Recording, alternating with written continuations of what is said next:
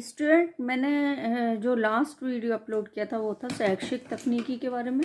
तो मैंने शैक्षिक तकनीकी का शैक्षिक तकनीकी को काफ़ी एक्सप्लेन कर दिया था, और एक बार फिर से मैं एक्सप्लेन करने की कोशिश करूँगी, फिर हम आगे बढ़ेंगे। आज हम देखेंगे वैसे शैक्षिक तकनीकी के प्रयोग को प्रभावित करने वाले कारक देखेंगे, लेकिन उससे पहले हम थोड़ा सा जान लेते हैं कि शैक्षिक तकनीक है क्या। शैक्षिक तकनीक का मतलब क्या है? शैक्षिक तकनीक जो है, तकनीकी एक ऐसा विज्ञान है जिसके द्वारा शिक्षा के उद्देश्यों को ज़्यादा से ज़्यादा प्राप्त किया जा सके। शैक्षिक तकनीक क्या है? शैक्षिक तकनीकी एक ऐसा विज्ञान है जिसके द्वारा शिक्षा के विशिष्ट उद्देश्यों की अधिकतम प्राप्ति के लिए विभिन्न व्यूह रचनाओं का निर्धारण तथा विकास किया जा सकता है। जब शिक्षण के उद्देश्यों का निर्धारण हो जाता है तो उनकी प्राप्ति के लिए शैक्षिक तकनीकी अस्तित्व में आ जाती है। मतलब साधारण भाषा में हम इसे जानेंगे तो तकनीकी शब्द का अर्थ क्या होता है? तकनीकी शब्द का अर्थ होता है शिल्प या कला। अगर हम इसे सामान्य भाषा में जाने तो क्या है, देखें तकनीकी शब्द का क्या अर्थ है? शिल्प या कला। जब पहले पुराने टाइम में क्या होता था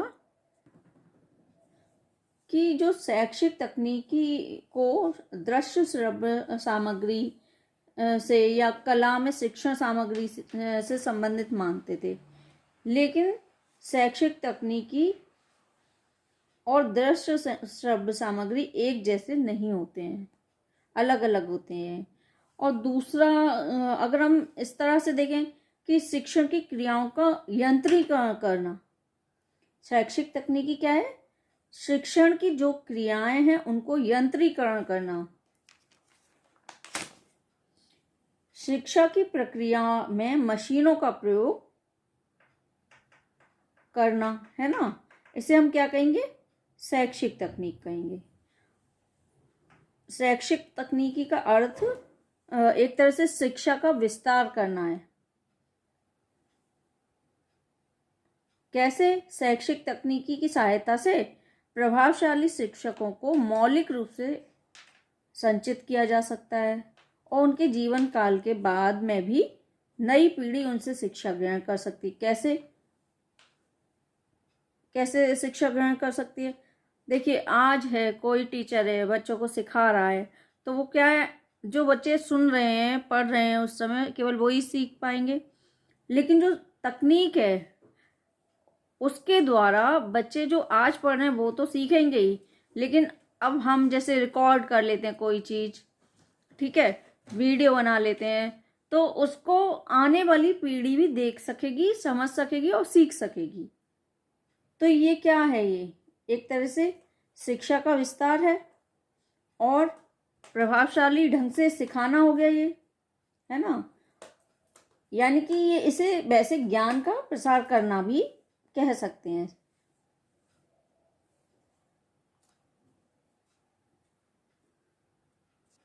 और देखिए, पहले क्या था कि स्टूडेंट टीचर के पास आते थे, ठीक है। अब ऐसा नहीं है, टीचर भी स्टूडेंट के पास जा सकते हैं। कैसे? आप लोग तो देखते ही हैं ऑनलाइन पढ़ाई के थ्रू। अब ऑनलाइन पढ़ाई हर जगह हो रही है, तो बच्चे नहीं जा रहे हैं टीचर के पास, टीचर बच्चों के पास आ रहे हैं, है ना। अब इसके द्वारा कहीं भी, किसी भी जगह, कितनी भी दूरी पर शिक्षा प्राप्त की जा सकती है। किसके वजह से? शैक्षिक तकनीक की वजह से, है ना। और हम इसे ऐसे भी देख सकते हैं कि शैक्षिक तकनीकी के द्वारा ज्ञान में वृद्धि करना है। शोध कार्यों द्वारा ज्ञान में वृद्धि की जाती है। अब ये तो सब जानते ही हैं कि आज के युग में वैज्ञानिक शोध कार्यों को बहुत महत्व दिया जाता है। शोध कार्यों में प्रदत्तों का संकलन करना एवं विश्लेषण करना मुख्य कार्य है। और ये कैसे होता है? कंप्यूटर के द्वारा, इलेक्ट्रॉनिक कैलकुलेटर के द्वारा या बिजली की मशीनों का प्रयोग करके, तभी तो कर पाएंगे, ऐसे तो नहीं कर पाएंगे ना। शोध कार्य को कंप्यूटर के प्रयोग ने अधिक सरल बना दिया है, ये तो सभी जानते हैं। कंप्यूटर से कितना आसान हो गया है हर काम।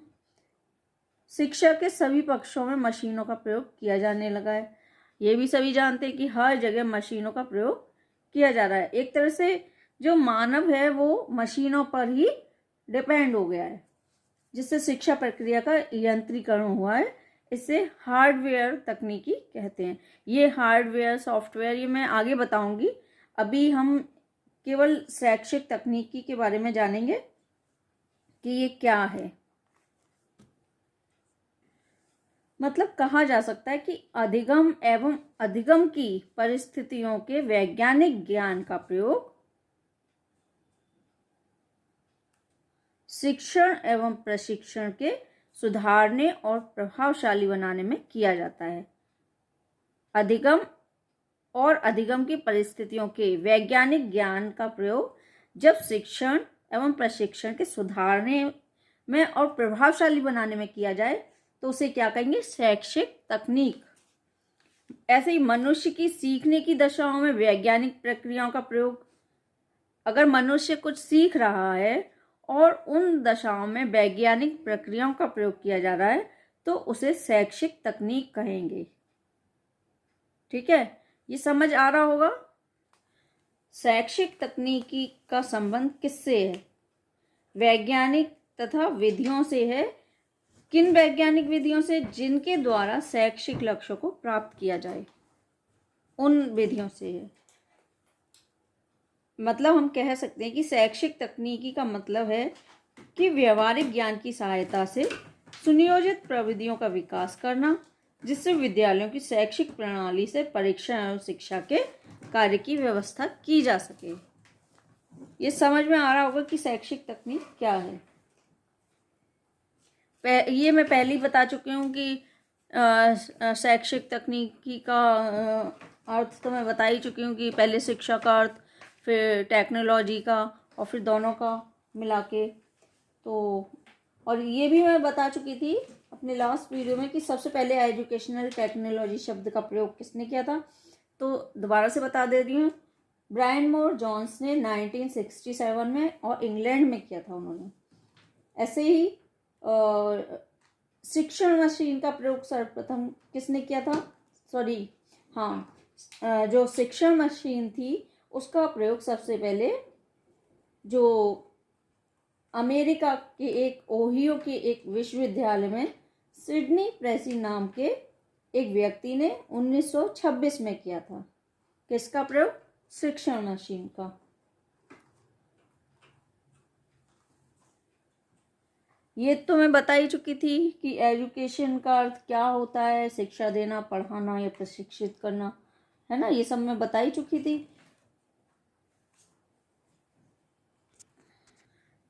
हम मतलब कह सकते हैं कि जब एक शिक्षक अपने शिक्षण को प्रभावशाली बनाने के लिए तरह तरह की तकनीकी साधनों की मदद लेता है, जिससे उसका शिक्षण एवं जो अधिगम है दोनों प्रभावित होते हैं, तो उसे शिक्षण तकनीकी कहते हैं। किसको कहते हैं? जब शिक्षक, कोई भी एक शिक्षक अपने शिक्षण को प्रभावशाली, अब हम कोई काम कर रहे हैं और उसे और अच्छा बनाने के लिए तरह तरह की टेक्निक का यूज़ करते हैं, तो ऐसे ही एक शिक्षक जब अपने शिक्षण को प्रभावशाली बनाने के लिए तरह तरह की तकनीकी साधनों की मदद लेता है, जिससे शिक्षण एवं अधिगम दोनों प्रभावित होते हैं, तो उसे शिक्षण तकनीकी कहते हैं। अब आज के युग में देखिए, वैज्ञानिक हैं तथा प्रौद्योगिकी आविष्कारों ने मानव जीवन के हर पक्ष को प्रभावित किया है।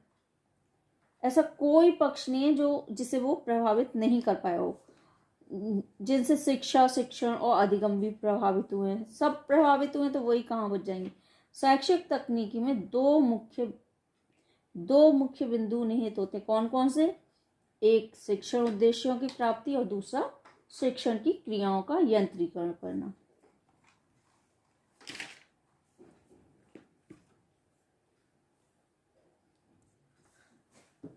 मतलब शैक्षिक तकनीकी जो है शिक्षा और प्रशिक्षण की आवश्यकता के अनुसार, मतलब जितनी आवश्यकता है उसके अनुसार आधुनिक कौशलों एवं तकनीकियों के प्रयोग से जुड़ी है।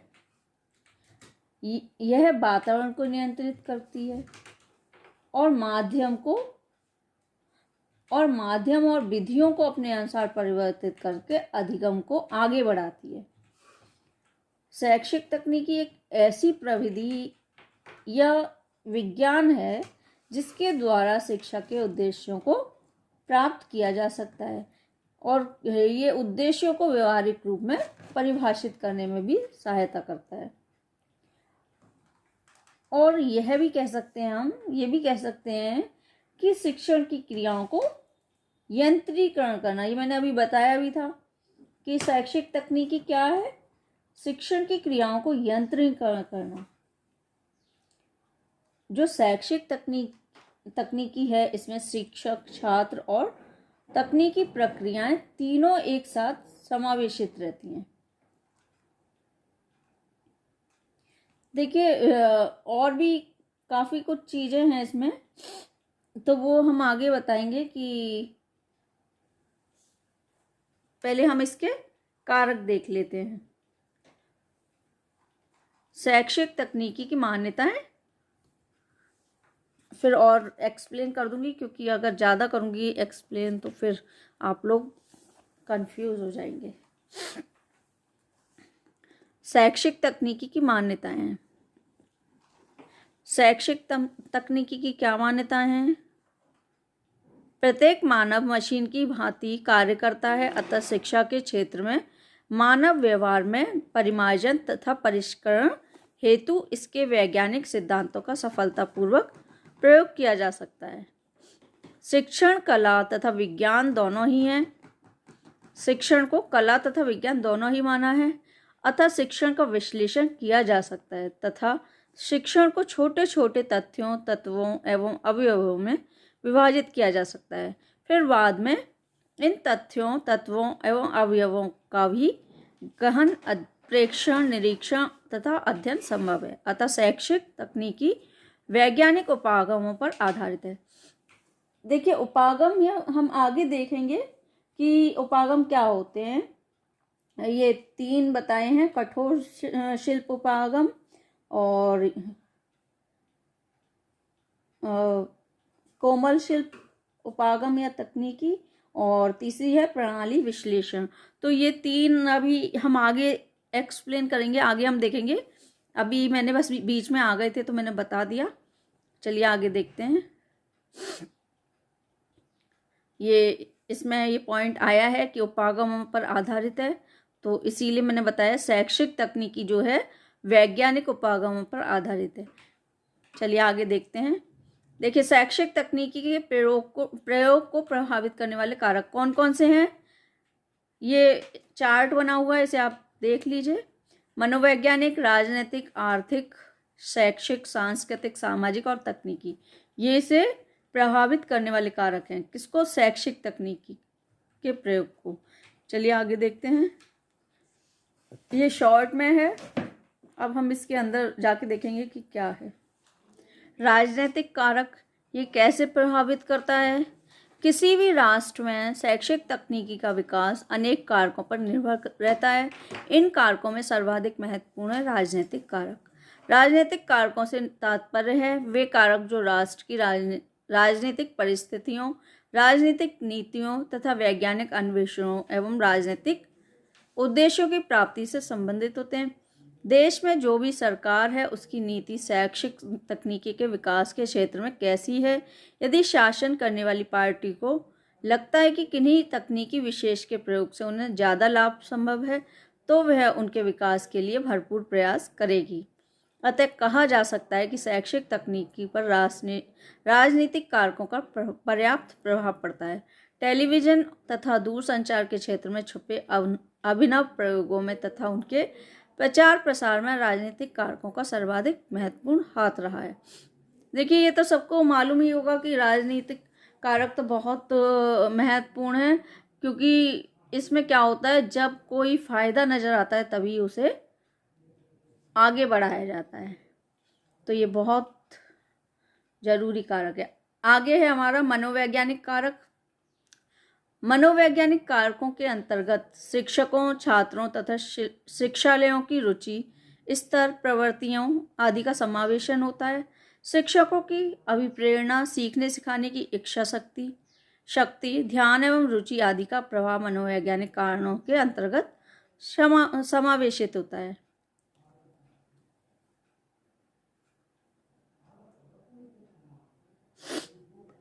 शिक्षकों एवं छात्रों की शैक्षिक तकनीकी में व्यक्तिगत रुचि, अभिरुचि, अभिवृत्ति एवं प्रयासों पर बहुत कुछ निर्भर करता है।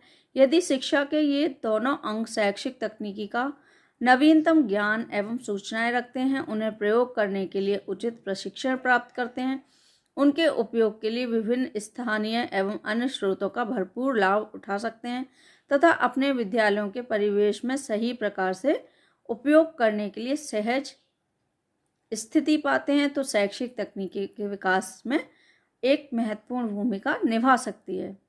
ये हमारा सेकंड कारक था जो कि शैक्षिक तकनीकी के प्रयोग को प्रभावित करता है। तीसरा है हमारा शैक्षिक कारक।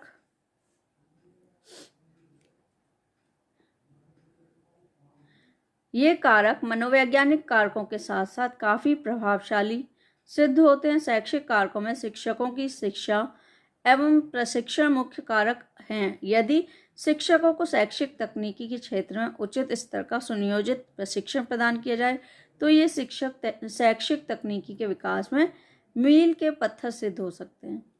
ये शिक्षक शैक्षिक तकनीकी के विभिन्न उपागमों का प्रयोग करने के लिए प्रयोगशाला का कार्य करने में सक्षम हो सकते हैं।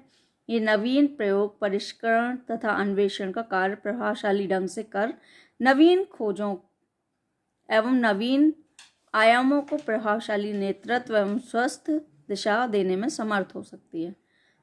फोर्थ है हमारा आर्थिक कारक। ये भी बहुत जरूरी कारक है। शैक्षिक तकनीकी के विकास से आर्थिक कारक भी महत्वपूर्ण भूमिका अदा करते हैं। किसी भी प्रयोग, अन्वेषण तथा खोज की ऋण धन होता है। ये तो सबको पता ही होगा, बिना धन के तो कुछ हो नहीं सकता है। बिना समुचित धन के किसी भी तकनीकी का विकास, प्रसार तथा प्रशिक्षण संभव नहीं है।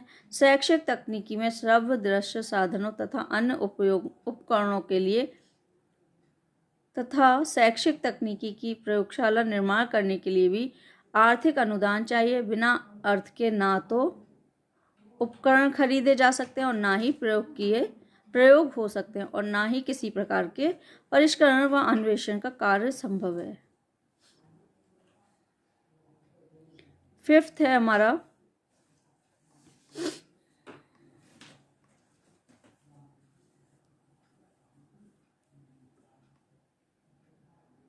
सामाजिक एवं सांस्कृतिक कारक। समाज एवं संस्कृति शिक्षा का दर्पण है। जैसा समाज होगा, जैसी संस्कृति होगी, वैसा ही वहाँ की शिक्षा होगी। यदि समाज में शैक्षिक तकनीकी के प्रति जागरूकता है, वांछित नेतृत्व का बोलबाला है तथा संस्कृत की नस नस में तकनीकी का प्रभाव दृष्टिगोचर होता है, तो निस्संदेह शैक्षिक तकनीकी के क्षेत्र में भी भविष्य उज्जवल रहेगा। तभी विद्यालय परिवेश को तकनीकी जामा पहनाने के लिए समाज के लोगों का, अभिभावकों का तथा शिक्षा विशेषज्ञों का दबाव पड़ेगा। फलस्वरूप शिक्षा के मंदिर में शैक्षिक तकनीकी अपनी प्रभावशाली भूमिका निभा सकेगी। समाज एवं संस्कृति में वैज्ञानिक अवधारणा यदि व्याप्त है तो शैक्षिक मंदिरों में भी छात्र, शिक्षक, अभिभावक वैज्ञानिक तथा तकनीकी क्षेत्र में सफलता के कदम चूम सकेंगे। तभी शैक्षिक तकनीकी अपने शिखरीय स्थान तक पहुंच सकेगी। तकनीकी कारक, ये हमारा लास्ट और 6 पॉइंट है।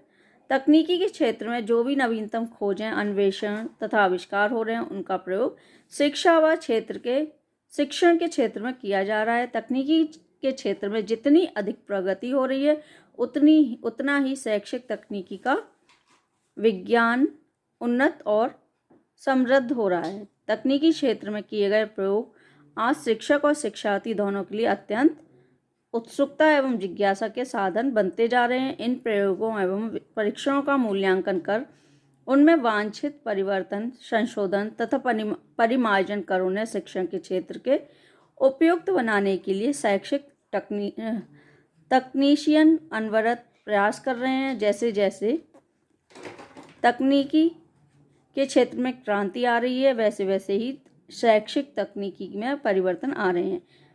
अतः कहा जा सकता है कि शैक्षिक तकनीकी की प्रगति को प्रभावित करने में राष्ट्र की राजनीतिक स्थिति, आर्थिक स्तर, वैज्ञानिक एवं तकनीकी प्रगति, सामाजिक एवं सांस्कृतिक दृष्टिकोण तथा शैक्षिक एवं मनोवैज्ञानिक कारक अपनी महत्वपूर्ण भूमिका निभाते हैं। तो ये थे हमारे शैक्षिक तकनीकी के प्रयोग को प्रभावित करने वाले कारक, जो कि ये देखिए चार्ट है। आप इस चार्ट को याद रखिए, बाकी आपको खुद ही ये क्वेश्चन पूरा आंसर पूरा याद आ जाएगा।